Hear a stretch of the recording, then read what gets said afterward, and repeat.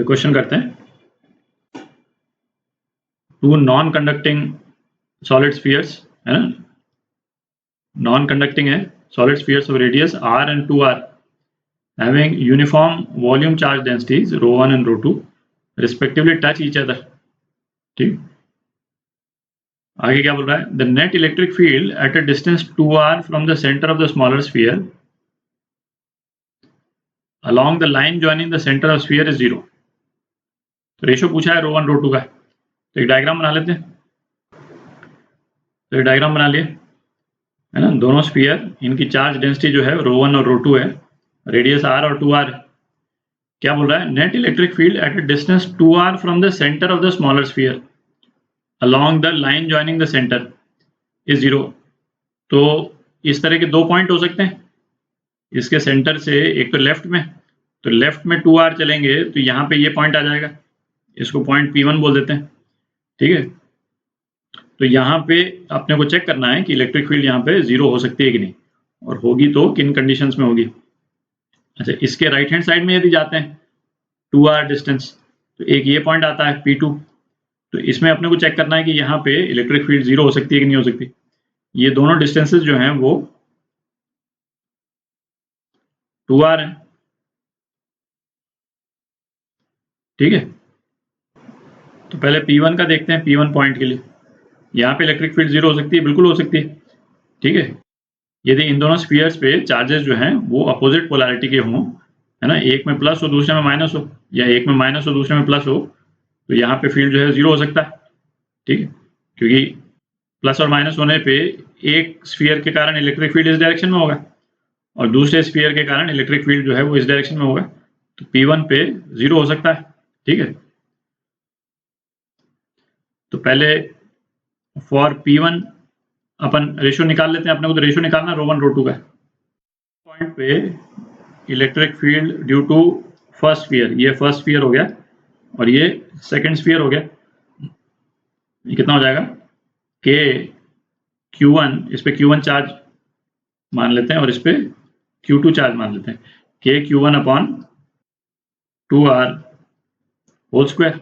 ठीक है, अच्छा, ये अपन ने मैग्नीट्यूड लिखा है, E2 जो है electric field due to second sphere, ये क्या हो जाएगा, K Q2 अपॉन इसके सेंटर से डिस्टेंस कितना हो जाएगा, टोटल डिस्टेंस हो जाएगा 2r ये और r ये, है ना, 5r हो जाएगा, 5r होल स्क्वायर, है ना, ये भी मैग्नीट्यूड लिखा है अपन। तो इन दोनों का मैग्नीट्यूड जो है वो 0 होगा, E1 प्लस E2 जो है वो 0 है, ये अपने को दे रखा है। तो K Q1 upon 4r square plus K Q2 upon 25r square, ये कितना हो गया, 0 हो गया। तो इसको क्या लिख सकते हैं, Q1 is equal to minus 4Q2 by 25। ठीक, अब इनको डेंसिटी के फॉर्म में एक्सप्रेस कर लेते हैं, तो Q1 कितना हो गया, 4/3 पाई r क्यूब इंटू ρ1, ये Q1 हो गया, और Q2 कितना हो गया, 4/3 पाई, रेडियस इसका 2r है, 2r क्यूब इंटू ρ2। ठीक, तो अब यहाँ पे वैल्यूज डाल देते हैं, तो Q1 की जगह अपन केवल ρ1 लिख लेते हैं, और यहाँ पे कितना हो गया, माइनस 4/25, और Q2 8 ρ2 हो गया, 8 ρ2, बाकी ये 4/3 पाई वगैरह r क्यूब कैंसिल हो गया। तो क्या आ गया अपने पास में, ρ1 इज इक्वल टू माइनस 32/25 ρ2। ठीक है, एक कंडीशन तो ये आ गई अपने पास में, एक आंसर तो ये आ गया। तो ρ1/ρ2 निकालना है अपने को, तो बी पार्ट, है ना, एक तो बी पार्ट हो गया। अच्छा, P2 को एनालाइज करते हैं, तो अब P2 पॉइंट पे इलेक्ट्रिक फील्ड 0 हो सकता है कि नहीं हो सकता, है ना, P2 पे भी 0 हो सकता है यदि दोनों पे चार्जेस यदि सेम है ना, सेम पोलैरिटी के, तो दोनों पे यदि पॉजिटिव चार्ज है तो इलेक्ट्रिक फील्ड सेकंड चार्ज के कारण इस डायरेक्शन में होगी और फर्स्ट चार्ज के कारण इस डायरेक्शन में होगी, तो ये कैंसिल आउट हो सकता है। और ये दोनों में नेगेटिव चार्ज है, तो फर्स्ट चार्ज के कारण, फर्स्ट स्फीयर के कारण इलेक्ट्रिक फील्ड इस डायरेक्शन में होगी और सेकंड स्फीयर के कारण इस डायरेक्शन में होगी। तो उस केस में भी P2 पे 0 इलेक्ट्रिक फील्ड हो सकती है। तो अब P2 के लिए एनालाइज करते हैं। अच्छा, P2 के लिए एनालाइज करते हैं, है ना। और P2 तो इसमें दोनों स्फीयर पे जो चार्ज होगा सेम पोलैरिटी का होगा, तो अपन पॉजिटिव चार्ज मान करके लिख लेते हैं, है ना, फर्क पड़ता नहीं, ρ1/ρ2 पॉजिटिव नंबर ही आएगा अपना, ठीक है, ये तो अपने को मालूम है। तो इलेक्ट्रिक फील्ड फर्स्ट स्फीयर के कारण, तो फर्स्ट स्फीयर के कारण इलेक्ट्रिक फील्ड कितना हो जाएगा, K Q1/2R, है ना, ये डिस्टेंस ले रहे हैं अपन 2R²। दूसरे स्फीयर के कारण E2।